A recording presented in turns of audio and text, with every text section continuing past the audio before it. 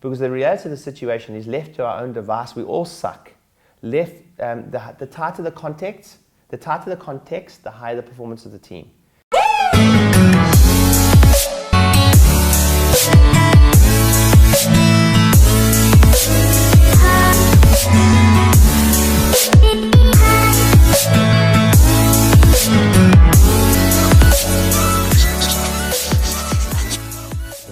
You have to be, honestly, you just have to be ruthless to develop that team now. And when you hire them, this is your whole interview. This is your whole interview process.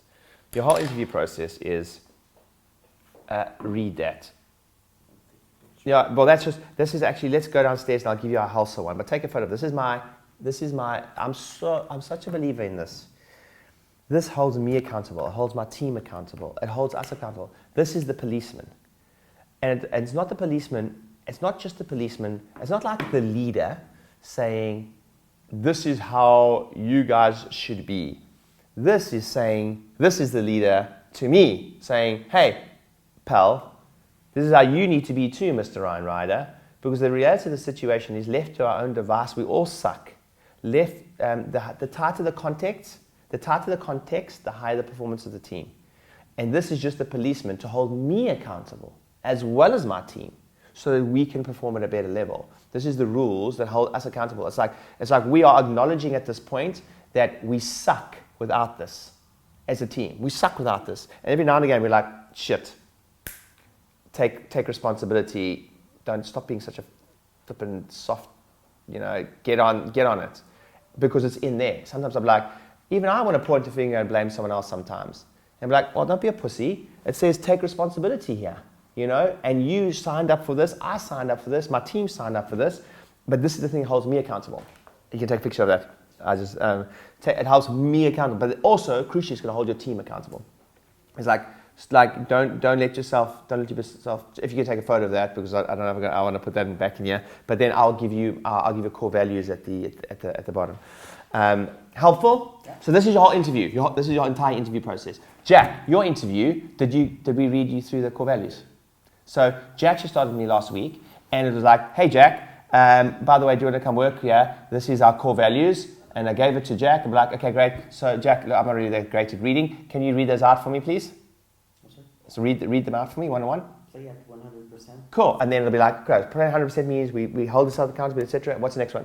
Take responsibility. Okay, awesome. Then we do the whole list, and then crucially, here's the sentence. I don't know if you remember me saying this. The sentence is, any thoughts, fears, and concerns.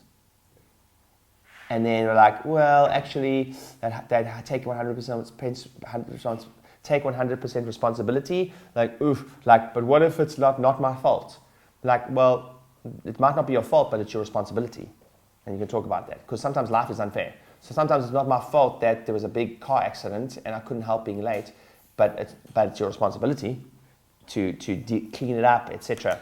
So now, when they join the team, here's my lesson with teams, is the more I'm unapologetical about this, the better relationship we have. Because what a lot of people do is they don't air their dirty laundering in the beginning of the relationship. So what they do is, when someone comes for an interview, they try sell themselves on something that they're not. And then it's like, oh, it's so awesome here. Like, I'm the opposite. I'm like, I'll just be clear. We suck at this, and we suck at this, and we suck at this. And I am personally very bad. I'm very bad, by the way, at this, and this, and this. And I just want to tell you one more thing about your job. It's going to be hard. It's going to suck. Are you sure you want this job? And they're like, yep, I'm up for it. Now, it's just a different relationship. It's like, yep, I knew it was late nights, but I came. Yep, I knew that when I was hiring for your videographer job, that for me to get the job done, I'm going to have to do hours out of my hours to get it done. Yep, I signed up for the word go. It's when we say things like, when we try to make the job to be not something that it isn't, then we don't set expectations right in the beginning. And the truth of the matter is that there's certain things in every single job that are challenging, including my job. So it's important to air your dirty laundry and your weaknesses as quickly as possible. I just want to be clear, I suck at this. Are you sure you want to work with me? You can ask Elizabeth, when she came to work with us, I said to her, I just want to be clear, I'm a freaking nightmare to work with at times because I travel a lot. And when I travel a lot, I'm not going to be here. So you're going to have to make decisions by yourself. Are you sure you comfortable with that? And I said this, my team's small at the moment for my consulting business. So that means you're going to be in the office by yourself at times. It's going to be lonely. Now, most people would go, it'll be okay. I'm like, it's going to be freaking lonely, eh? Are you sure you're okay with that? He's like, yep, I'm okay with that. So I want to air all the dirty laundry, all how shit it can be. It's like CAs. I can't tell you how many doctors I've worked with, and they tell their CAs, we don't really, it's not about sales here. We don't do much sales here. I'm like, what do you think a recall is? What do you call a DNA call? What's a telephone call? And who takes the money in your practice? The freaking CA. And then we hire them and we say there's not much sales here. I'm like, no, the whole job is sales. So we used to hire, and it's so funny, my team came up with the conclusion.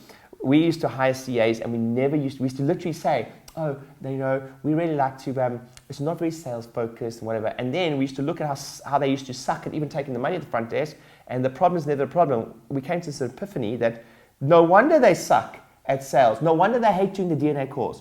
When we hired them, we told them there wasn't much sales. And no wonder they don't want to do the DNA calls. So your job is to air your dirty laundry as quick as possible and tell them about your core values as quickly as possible. And then my other tip I'll tell you, I promise you right now, the degree to which you're going to get shit done in your team is the degree to which you hire thick-skinned people. And I learned this from Dan. There's nothing more exhausting than working with someone who needs constant reassurance, and also who constantly needs to be, like, you need to filter what you say to them. Because if you constantly filter what you say, instead of saying, look, that shouldn't be black, I want that to be blue, if you filter all the time, you're just doubling the amount of time you get shit done. And then they will learn quicker when you are like that. But the problem with working with someone that's very sensitive is that you filter everything, and because of that, you just get half the amount of work done in double the amount of time. That's my lesson that I've learned, because I used to surround myself with way too sensitive people, and it used to harm my business a lot.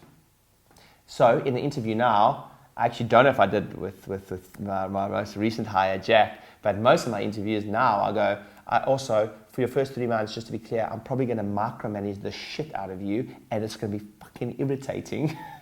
Are you sure you can handle that? Because I want you to learn as quickly as possible in the next 3 months so I don't have to do it in the future. And they're like, okay, cool, I get it.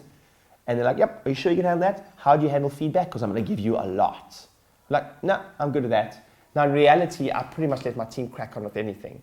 But the reason I want to set up that contest is really to give me advice, permission at least, to not, because it's really my own shit, it's not their shit. They're not even thinking about it most of the time. It's me going, I'm scared he's going to take offense to this. So I like to tell them from the word go. And there's actually a public speaking rule. You can do anything from stage as long as you ask for permission. So if I say to my team, hey, is it okay if for the next 3 months I irritate the shit out of you and micromanage you as much as possible? Is that okay? And they go, yes, cool, now we set context. But that would be my advice when you're hiring. Core values, and then tell them exactly the truth. Hey, thanks for watching the video, and hopefully you found it helpful. If you have found it helpful, you might want to grab one of my free books called New Patient Avalanche. It's exactly how we grew our 8 practices, $7 million worth of turnover, 10,000 new patients every single year. It's the exact marketing blueprint we use for that. It's completely free. All you do is pay for shipping. So click on the link or go to my website, dcpracticegrowth.com, and grab your free book. We'll send it to you and some other resources. It's free. All you do is pay for shipping. Go to the website. See you on the other side.